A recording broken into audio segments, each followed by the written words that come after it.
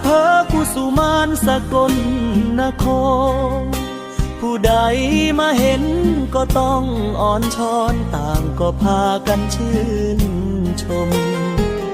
มีบุญประจำปีประเพณีไทยโซมีมานานนม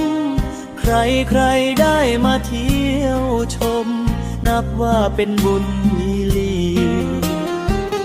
ห้อยยิ้มหวานสาวกุสุมานงามแท้คนดีเที่ยวชมงานบุญประจำปีที่มีมาแต่ก่อนปางหลังผู้สาวไทยโซอ้ายอยากเดินเคียงคู่น้องนางหลงฮักสา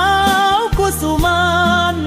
แม่ตาหวานมีแฟนหรือยังผู้สาวไทยโซ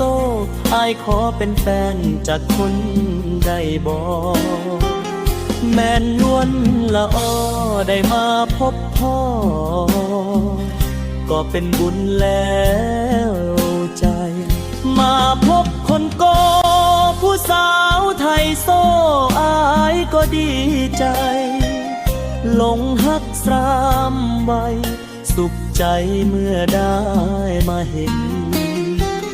สาวกุสุมานฮักอายอยู่บ่น้องลาหากมีบุญวาสนาสายแน่นจ้องเข้าหากัน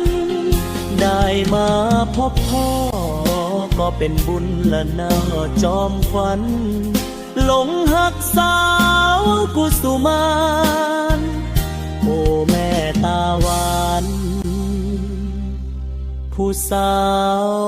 ไทย